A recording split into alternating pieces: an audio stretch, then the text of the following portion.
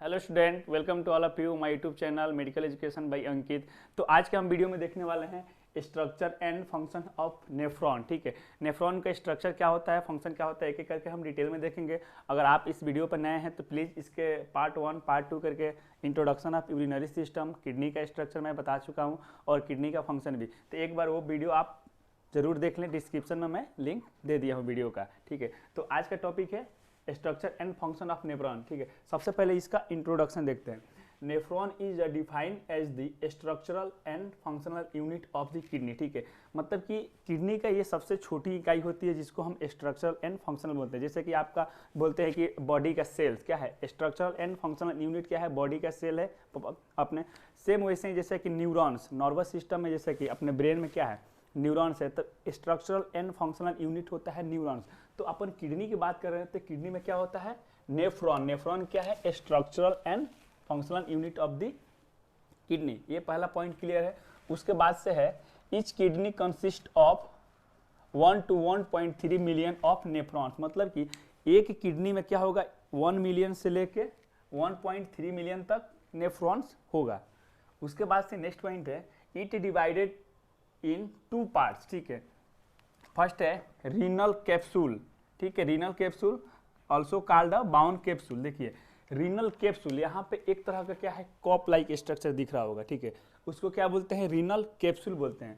और दूसरे में रीनल ट्यूबुलर। ठीक है, रीनल क्या है, ट्यूबुलर। ट्यूब यहाँ पे दिख रहा है ना, तो कहीं ना कहीं ये आप जो देख रहे हैं ये ट्यूब लाइक स्ट्रक्चर बना हुआ है, उसको क्या बोलते हैं, रीनल ट्यूबुलर बोलते हैं। ठीक है, रीनल ट्यूबुलर बोलते हैं। ये मेनली 2 पार्ट्स में डिवाइड होता है। फर्स्ट अगर देखा जाए तो ये रीनल कॉर्टेक्स, रीनल जो किडनी में रीनल कॉर्टेक्स होता है, तो रीनल कॉर्टेक्स में ये बाउन कैप्सूल होगा। ठीक है, और क्या होगा, ये पीसीटी। पीसीटी बोले तो प्रॉक्सिमल कॉन्वुलेटेड और ट्यूबल्स। ठीक है, ट्यूब लाइक है, मतलब स्ट्रक्चर बन रहा था क्या है, यहाँ पे ट्यूबल्स है और यहाँ पे कॉप लाइक स्ट्रक्चर बन रहा है, इसीलिए इसको क्या बोलते हैं, कैप्सूल बोलते हैं। ठीक है, तो ये दोनों चीज क्लियर हो गया, रीनल कॉर्टेक्स और यहाँ पे नीचे क्या है, रीनल मेडुला। ठीक है, पीसीटी के नीचे जितने भी ये आप देख रहे होंगे ट्यूब लाइक स्ट्रक्चर, ठीक है, डिसेंडिंग है, थिक डिसेंडिंग है और थिक एसेंडिंग है। ठीक है, और थिन डिसेंडिंग है और थिन एसेंडिंग है।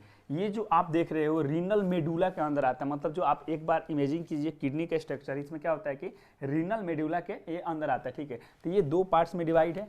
उसके बाद से है आप देख रहे होंगे वासा रेक्टा। ठीक है, एक तरह का ये पेरी ट्यूबुलर कैपिलरी बनता है जिसपे आपने सुना होगा एडीएच, एंटी डायरेटिक हार्मोन्स। तो इस पे काम करता है और अपने बॉडी के ऑस्मोलरिटी को मेंटेन करने की मैकेनिज्म को परफॉर्म करता है। ठीक है, तो नेक्स्ट पॉइंट देखते हैं। ठीक है, पार्ट्स ऑफ नेफ्रॉन। ठीक है, इसमें पहले देखते हैं रीनल कैप्सुलर पोर्शन। ठीक है, जो कैप्सूल लाइक स्ट्रक्चर है उसको क्या बोलते हैं, रीनल कैप्सुलर पोर्शन बोलते हैं। ठीक है, तो उसका पार्ट देखते हैं। इसमें फर्स्ट पॉइंट है glomerular. It is consist of many capillaries called glomerular capillaries. ठीक है, आप इसमें देख सकते हैं कि क्या है, रीनल आर्टरी है। ठीक है, रीनल आर्टरी डिवाइड होता है किसमें, ऑफरेंट आर्ट्रियोल में। और ऑफरेंट आर्ट्रियोल जाके क्या है, यहाँ पे एक लाइक मतलब कि यहाँ पे कैपिलरीज बनता है, मतलब स्मॉलेस्ट क्या है, यहाँ पे ब्लड वेसल्स बन रहे हैं। ठीक है, और ब्लड वेसल्स होने के बाद से यहाँ पे आप देख रहे होंगे कि इफरेंट आर्ट्रियोल बनता है।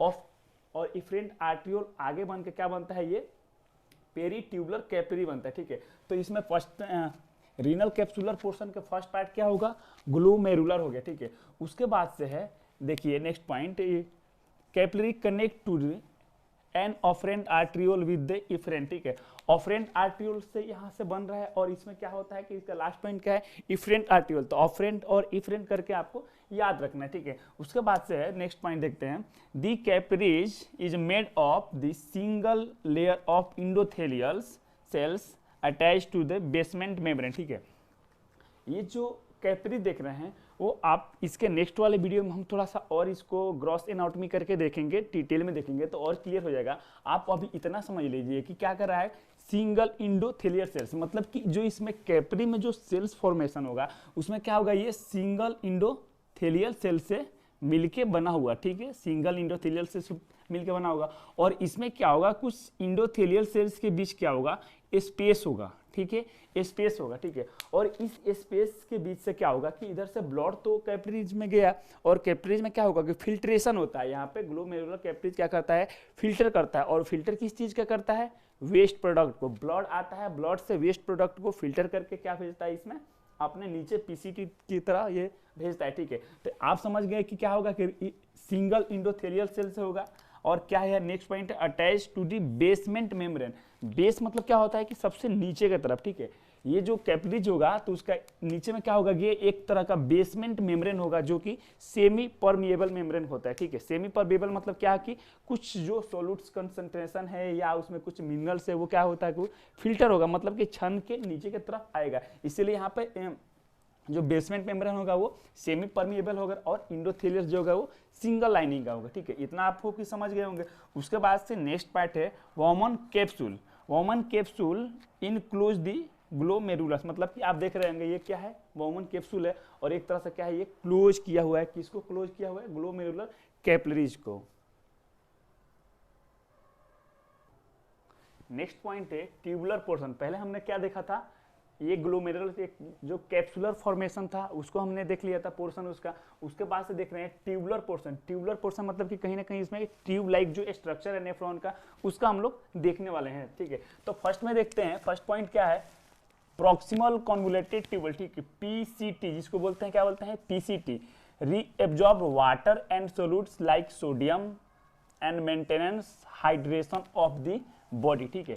यहाँ पे ऐसा होता है कि जब यहाँ पे फिल्टर हो करके, ठीक है, फिल्टर हो करके वेस्ट मटेरियल ये आता है, ठीक है, इसमें पीसीटी के साइड में आता है। उसमें क्या होता है कि कुछ अपना बॉडी के लिए जो मतलब बॉडी के यूज के लिए है, रीएब्जॉर्प्शन करने के लिए है, उसको कुछ इसमें मिनरल्स इसमें क्या होता है कि फिल्टर होके आने लगता है, ठीक है। तो पीसीटी क्या करता है, जब भी अपन बॉडी जब डिहाइड्रेशन के कंडीशन में हो या कुछ मिनरल्स के अपने बॉडी में यूज हो अकॉर्डिंग टू अपन ऑस्मोलरिटी के मैकेनिज्म के अकॉर्डिंग, ठीक है, तो उस टाइम पे ये होता है कि पीसीटी पे जो सेल्स होते हैं उसको क्या करते हैं, रीएब्जॉर्ब करते हैं। किसी चीज को रीएब्जॉर्ब करते हैं, सोडियम लाइक या सोडियम या और भी मिनरल्स को या वाटर को भी क्या करते हैं, रीएब्जॉर्ब करते हैं अकॉर्डिंग टू आपको बॉडी की अगर नीड हो। आपने अगर फॉर एग्जाम्पल कि आपने बहुत टाइम तक पानी नहीं पिया या बहुत टाइम तक आपका मतलब थोड़ा सा बॉडी डिहाइड्रेशन के कंडीशन में जाता है, तो उस कंडीशन में अगर ये फिल्ट्रेशन होगा तो पीसीटी क्या होगा, एक्टिव होगा। और पीसीटी एक्टिव होकर के अपने मिनरल्स को, जैसा सोडियम पोटेशियम ये सब हो गया, मिनरल्स हो गया, और वाटर को क्या करेगा, अपने में रीएब्जॉर्ब करेगा। रीएब्जॉर्ब किस में करेगा, ये पेरी ट्यूबुलर कैपिलरी में करेगा रीएब्जॉर्ब। और पेरी ट्यूबुलर कैपिलरी से क्या होगा, वो आपके बॉडी में ये रीनल वेन के थ्रू क्या होगा, फिर आपको आपका बॉडी में ये फिर सर्कुलेट होने लगेगा। मतलब कि एक तरह से क्या हुआ यहाँ पे हाइड्रेशन, मतलब कि आपके वाटर्स को बॉडी में कितना होना चाहिए, कैसे हाइड्रेट रहेगा बॉडी, जो आपको डिहाइड्रेशन के कंडीशन में ना जाए, उसको मेंटेनेंस करने का ये पूरा पीसीटी काम करता है। उसके बाद से है लूप ऑफ हेनले, ठीक है, लूप ऑफ हेनले है। उसके बाद देखते हैं लूप ऑफ हेनले क्या है, the thick descending segment is the direct continuous of the proximal convoluted tubule, ठीक है। यहाँ पे क्या था, पीसीटी था। उसके बाद से क्या है डिसेंडिंग। डिसेंडिंग मतलब कि डी से क्या है कि थोड़ा सा नीचे की तरफ जो आता है डिसेंडिंग, उसको डिसेंडिंग बोलता है। और यहाँ क्या है कंटिन्यूअस टू, पीसीटी से क्या है कंटिन्यूअस, जिसको क्या बोलते हैं डिसेंडिंग बोलते हैं। उसके बाद से है द थिन डिसेंडिंग। देखिए आप यहाँ पे देख रहे होंगे कि क्या पे थिक डिसेंडिंग, मतलब कि डिसेंडिंग सेगमेंट मतलब कि ये नीचे की तरफ आएगा, ठीक है। और यहाँ पे क्या है कि थिक है, और नीचे की तरफ क्या है कि थिन डिसेंडिंग में भी वो हो रहा है। उसके बाद से आप देख रहे होंगे यहाँ पे हेयर पिन बेंड, जो यहाँ पे बेंड हो रहा है, बेंड हो रहा है, आप देख रहे होंगे बेंड जो हो रहा है उसको क्या बोलते हैं, हेयर पिन बेंड बोलते हैं। नेक्स्ट पॉइंट है प्रॉक्सिमल कॉन्वोल्यूटेड ट्यूबुल, ठीक है। इसमें देखते हैं कि पीसीटी के बाद से क्या आता है डीसीटी, ठीक है। आप देख सकते हैं यहाँ पे डीसीटी, पहले था पीसीटी। पीसीटी याद रखिएगा, पी मतलब कि पास वाली चीज, और पास में पहले फर्स्ट में क्या आया था, पीसीटी आया था। और पी के बाद से क्या है यहाँ पे डीसीटी, डी मतलब कि डिस्टेंस वाला चीज, ठीक है। तो पहले पीसीटी आता है, उसके बाद से डीसीटी आता है, ठीक है। तो डीसीटी का देखते हैं, distal convoluted tubule is a continuous of the hair pin bend and occupy the cortex of the kidney, ठीक है। ये क्या होता है, डीसीटी किडनी के कॉर्टेक्स में ऑक्यूपाई होता है, और इसका क्या होता है एक तरह से कंटिन्यूअस ट्यूब लाइक स्ट्रक्चर होता है, जो कि हेयर बैंड पिन से ये आगे चल के ये बनता है।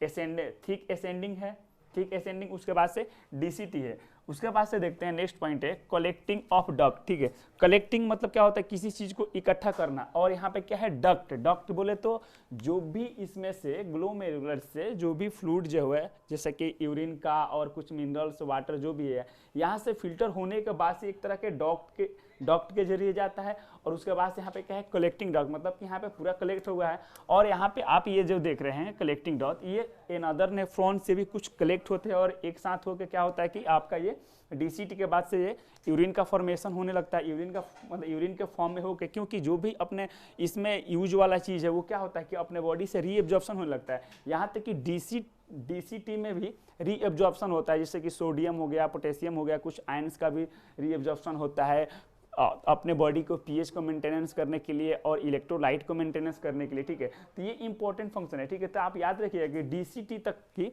रीएब्जॉर्प्शन होता है। एक बार रिपीट करते हैं शुरू से। फर्स्ट में देखते हैं कि ग्लोमेरुलर कैपिलरी में क्या होता है कि इधर से रीनल आर्टरी के थ्रू क्या हुआ कि ब्लड गया और यहाँ पे कैपिलरीज है। और कैपिलरीज यहाँ पे आपको बताया था कि फिल्ट्रेशन होता है। फिल्ट्रेशन मतलब कि कुछ ना कुछ जो वेस्ट प्रोडक्ट है वो क्या आएगा, वो पास आउट होगा पीसीटी के थ्रू। पीसीटी के थ्रू आकर के उसके बाद से पीसीटी में अगर कुछ ऐसा भी मिनरल्स जो अपने बॉडी के यूज के लिए है, अकॉर्डिंग टू अपने बॉडी के इलेक्ट्रोलाइट्स मेंटेनेंस करने के लिए, तो पीसीटी में मिनरल्स क्या होता है, रीएब्जॉर्ब, मतलब कि वापस से ये पेरीट्यूबुलर कैपिलरी से रीएब्जॉर्ब होता है। और रीएब्जॉर्ब होते हुए कहाँ जाएगा, रीनल वेन के थ्रू। रीनल वेन से क्या जाएगा आपके बॉडी में, ये फिर ये सर्कुलेटरी सिस्टम के अकॉर्डिंग सर्कुलेट होने लगेगा। उसके बाद से है डीसीटी। डीसीटी में भी कुछ रीएब्जॉर्ब होता है और रीएब्जॉर्ब होने के बाद से पूरा ये इसमें कलेक्टिंग डक्ट में कलेक्ट हो जाएगा। उसके बाद से यूरिन का जो है फॉर्मेशन होकर आपका यूरिन जो है वो क्या में जाएगा, यूरिनरी ब्लैडर में जाके किडनी से फिल्टर होते हुए यूरिनरी ब्लैडर में जाके वो कलेक्ट हो जाएगा। तो आज का हम वीडियो में देखे हैं स्ट्रक्चर और फंक्शन ऑफ नेफ्रॉन। नेक्स्ट की वीडियो होगा इसमें आप बोन कैप्सूल को और ग्लोमेरुलस को, कैपिलरीज को इसमें थोड़ा और डिटेल में ग्रॉस एनाटॉमी के थ्रू देखेंगे। और रीएब्जॉर्प्शन कैसे होता है, उसका क्या मैकेनिज्म होता है। और वासा रेक्टा जो कि एक तरह के काउंटर करेंट मैकेनिज्म करता है। और एडीएच कैसे यहाँ पे अपने बॉडी को इलेक्ट्रोलाइट्स को और बॉडी के वाटर के ऑस्मोलरिटी को कैसे मेंटेन करता है, वो वीडियो जो है इसका नेक्स्ट वाले पार्ट में हम देखेंगे। तो अगर वीडियो अच्छा लगा तो लाइक कीजिए, शेयर कीजिए। और कुछ भी अगर डाउट्स लगता है आपको तो प्लीज़ कमेंट में आप क्वेश्चन पूछ सकते हैं। Thank you.